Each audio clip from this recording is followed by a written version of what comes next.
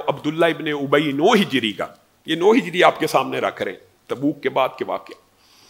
عبداللہ ابن ابی بیمار پڑ گیا اور ذی القعدہ کے شروع میں فوت ہو گیا۔ رسول اللہ صلی اللہ علیہ وسلم کے پاس عبداللہ ابن ابی کا بیٹا آیا اور آ کے کہنے لگا میرا باپ مر گیا، میں آپ کی قمیض کا اسے کفن دینا چاہتا ہوں۔ رسول اللہ صلی اللہ علیہ وسلم نے 1 سیکنڈ بھی سوچے بغیر اپنی قمیض کو اتارا اور ان کے بیٹے کے سپرد کر دی کہ جا۔ اور بعض محدثین نے نیچے لکھا یہ اس احسان کا بھی بدلہ تھا، رسول اللہ نے اپنی زندگی میں ہر شخص کے احسان کا بدلہ لٹا دیا۔ عبداللہ ابن ابی نے بدر کے موقع پہ چچا عباس کو جو قمیض دی تھی، رسول اللہ صلی اللہ علیہ وسلم نے اپنی قمیض اتار کے اس کو دے دی۔ اب دیکھیے یہ وہ شخص ہے جس نے رسول اللہ کو سب سے زیادہ اذیت اور تکلیف مدینے میں دی ہے۔ یہ باب آپ کو 2 ہجری میں سارا تفصیل سے بیان کیا اس کے کردار کو۔ رسول اللہ نے قمیض دی، اس کے بعد بیٹا آیا اور آ کے کہنے لگا میرے والد کا جنازہ پڑھائیے۔ رسول اللہ صلی اللہ علیہ وسلم اس کا جنازہ پڑھانے کے لیے کھڑے ہو گئے۔ حضرت عمر نے آپ کی قمیض کو پکڑ لیا، رسول اللہ کی اس کا جنازہ پڑھائیں گے؟ اگر اس کا جنازہ پڑھائیں گے تو کیا امت کو میسج جائے گا؟ یہ ساری زندگی اسلام کی مخالفت کرتا رہا۔ یہ بھی فقہ کا ایک پہلو ہے اور یہی اصول ہے کہ جو بندہ ظاہری اسلام قبول کرے اس کے اعمال جیسے مرضی ہوں، اس کے لیے اسلام ہی کے احکامات لاگو ہوں گے۔ اللہ رب العزت نے رسول اللہ صلی اللہ علیہ وسلم کے ساتھ حضرت ابو عمر کی یہاں پہ تکرار موجود ہے، آپ اس بندے کا جنازہ پڑھائیں گے؟ رسول اللہ نے کہا ہاں میں اس بندے کا جنازہ پڑھاؤں گا۔ کہا یہ جو قرآن کی آیت ہے استغفر لہم او لا تستغفر لہم ان تستغفر لہم 70 مرہ، ابھی آپ نے ہمیں سنائی ہے، اللہ تعالیٰ نے آیتیں نازل کی ہیں کہ اس کی مغفرت کی دعا کر یا نہ کر۔ ان تستغفر لہم 70 مرہ فلن یغفر اللہ لہم، اگر تو اس کے لیے 70 مرتبہ بھی مغفرت کی دعا کرے گا اللہ قبول نہیں کرے گا۔ تو رسول اللہ نے کہا عمر اللہ نے مجھے اختیار دیا میں 71 مرتبہ دعائیں مغفرت کروں گا۔ 71 مرتبہ، 70 نہیں 71 مرتبہ۔ یہ رسول اللہ کا مزاج ہے،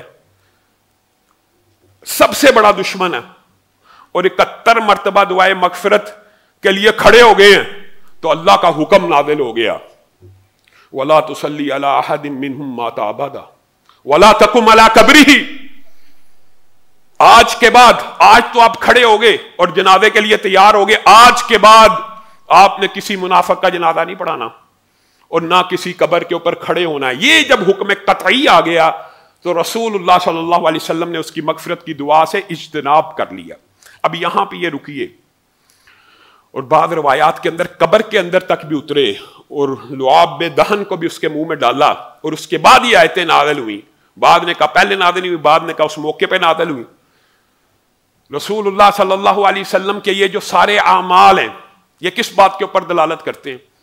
ایک تو رسول اللہ صلی اللہ علیہ وسلم کے اندر دل میں معافی کے جو جذبات ہیں، اور دوسرا بنیادی طور پہ یہ معاملہ عبداللہ ابن ابی کے ساتھ نہیں تھا، یہ ان کے بیٹے کے ساتھ، ان کے بیٹے کی عزت و تکریم اور صحابی رسول کی عزت و تکریم مقصود تھی کہ جس نے شروع میں ہی رسول اللہ کو کہہ دیا تھا اے اللہ کے رسول اگر آپ میرے باپ کو قتل کرنا چاہتے ہیں تو مجھے حکم کیجئے، میں اس کی گردن تن سے جدا کر دوں گا، میں کروں گا، آپ نے نہیں کرنی، میں بیٹا ہوں۔ بیٹا کہہ رہا ہے کہ میں اپنے باپ کی گردن کو کاٹوں گا، آپ کے حکم پہ، آپ نہ کاٹنا کہ مجھے بعد میں کوئی لوگ تانے دے۔ رسول اللہ صلی اللہ علیہ وسلم کو صحابی جلیل کی قدر و منزلت کا بھی احساس ہے اور بیٹے کی دل کو بھی، بیٹا آیا باپ کا جنازہ پڑھا دیجئے، دل رکھا، کفن دے دیجئے، دل رکھا۔ اور بعض روایات میں رسول اللہ صلی اللہ علیہ وسلم حقیقت میں چاہتے تھے یہ بخشا جائے اور اس کی مغفرت کے لیے دعا کر اٹھے۔ 71 مرتبہ کہنے کا کہہ دیا، حضرت عمر سے تکرار کرتے ہوئے کہا نا 71 مرتبہ بھی کرنی پڑے تو میں کر دوں گا، کیا مسئلہ ہے، اگر میری دعا سے معاف ہو جائے تو ہو جائے۔ تو رسول اللہ صلی اللہ علیہ وسلم کا یہ معاملہ اپنے دشمنوں کے ساتھ ہے۔ اور دوسرا جو اہم باب فقہی ہے وہ یہ ہے کہ نفاق 2 قسم کا ہوتا ہے، ایک اعتقادی اور ایک عملی۔ اعتقادی نفاق کا پتہ قیامت کے دن چلنا ہے کہ بندے نے اسلام دل سے قبول کیا ہوا ہے یا دکھلاوا ہے، اسلام قبول نہیں کیا ہوا۔ یہ جو اعتقادی نفاق ہے یہ عبداللہ ابن ابی میں تھا، عملی نفاق نہیں تھا۔ عملی نفاق والا بندہ مسلمان ہوتا ہے اور امت محمدیہ پہ اٹھایا جائے گا۔ عملی نفاق کیا ہوتا ہے کہ اراکین اسلام کو بندہ جائز مانتا ہے، فرض مانتا ہے، نماز فرض ہے، حج فرض ہے، زکوٰۃ فرض ہے، لیکن عمل میں کوتاہی ہے، اس کو عملی نفاق کہتے ہیں۔ 5 نمازیں فرض ہیں، بندے کا عقیدہ ہے کہ 5 نمازیں فرض ہے، لیکن اس میں سستی کر رہا، لیٹ پڑھ رہا، تحیر سے پڑھ رہا، کسی دن نہیں پڑھ رہا، یہ بندہ دائرہ اسلام سے خارج نہیں ہوتا، یہ بندہ عملی منافق ہوتا ہے، عملی منافق ہے کہ اس کے عمل میں منافقت ہے۔ اسلام قبول کیا تو 5 تو پڑھنی ہے، لیکن عمل عقیدے کے مطابق نہیں کر رہا، تو یہ عملی منافق ہے پکا، کیونکہ اراکین اسلام کو چھوڑ دینے سے بندہ حقیقت میں تو ہاں، ایک بندے کا عقیدہ یہ ہے، یہ بات یاد رکھیے گا، یہ دونوں میں ایک بریک لائن ہے۔ ایک بندے کا عقیدہ یہ ہے کہ 5 نمازیں فرض ہیں، لیکن اگر میں نہیں پڑھوں گا تو پھر بھی اسلام باقی رہ جائے گا، یہ بندہ اعتقادی منافق ہے۔ عملی اور اعتقادی منافقت میں یہ بریک لائن ہے۔ ایک بندے کا یقین یہ ہے کہ 5 نمازیں اسلام میں ہیں، میں سست ہوں، میری سستی ہے، میری عملی کوتاہی ہے، یہ بندہ دائرہ اسلام سے خارج نہیں ہوتا۔ لیکن ایک بندہ یہ کہتا ہے کہ 5 نمازیں فرض ہیں اور میں نہ بھی پڑھوں تو بھی دائرہ اسلام میں رہوں گا، یہ پکا کافر ہے، یہ منافق ہے، یہ اعتقادی منافق ہے۔ اور پھر لوگ کہتے ہیں یہ مولوی بڑی سخت باتیں کرتے ہیں، یہ رسول اللہ کے فرامین سے باتیں، یہ قرآن اور حدیث کی باتیں، یہ کسی مولوی کا فتویٰ نہیں ہے۔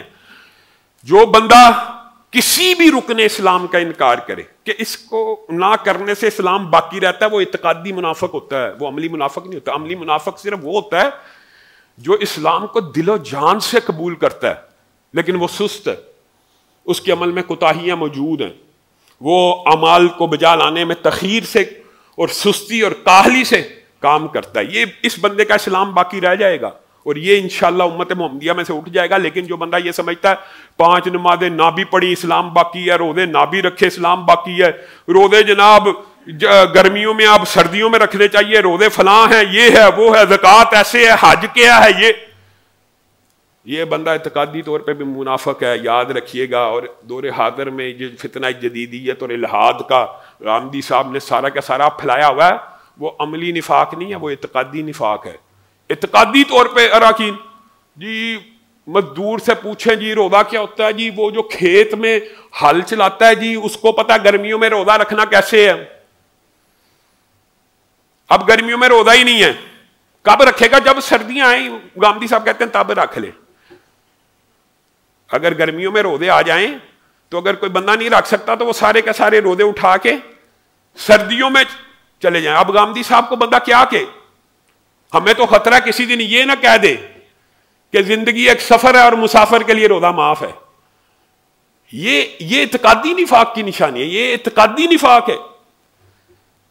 رکن اسلام کا انکار کر دینا، ہاں پھر وہی بات ہے، اعتقادی نفاق والا شخص ہو یا عملی نفاق والا شخص ہو، اس کے ساتھ معاملہ کیسا رہے گا؟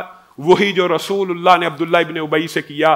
کیا مطلب یہ ہے کہ آپ نے کسی کا دل چیر کے نہیں دیکھا کہ اس نے دل سے اسلام قبول کیا کہ نہیں۔ اگر وہ آپ کے سامنے کلمہ پڑھتا ہے، اسلام کو بجا لاتا ہے، اپنے آپ کو مسلمان کہتا ہے، چاہے آپ اس کو دیکھ بھی رہے ہیں کہ اس کی اعمال میں کوتاہیاں ہیں، اس کا نماز جنازہ بھی ہوگا، اس کے ہاں شادی بیاہ بھی ہوگی، اور اس کے ہاں تمام وہ معاملات کیے جائیں گے جو مسلمانوں کے ہوتے ہیں۔ یہی اس باب کے اندر سے فقہ کا باب نکلتا ہے کہ ظاہری اسلام کو قبول کیا جائے گا، تو یہاں سے وہ فلسفہ روافظ کا سارا زمین بوس ہو جاتا ہے جو معاذ اللہ صحابہ کے ایمان کے بارے میں انگلی اٹھاتے ہیں۔ حضرت ابو بکر و عمر کے اسلام کے بارے میں انگلیاں اٹھانے والے، ان کا تو سارا کا سارا فلسفہ ہی زمین بوس ہو جاتا ہے۔ وہ کہتے ہیں جی ظاہری طور پہ اسلام قبول کیا تھا۔ بھائی ظاہری طور پہ کیا تھا کہ باطنی تمہیں وحی آئی ہے؟ ظاہری کیا تھا تو حکم کیا لگے گا؟ ظاہر کا حکم ہے اسلام میں، ظاہر کا حکم ہے، باطن بندے کا اور اللہ کا معاملہ۔ اللہ رب العزت جو کہا گیا، جو سنا گیا، اس کو سمجھنے کی توفیق عنایت فرمائے۔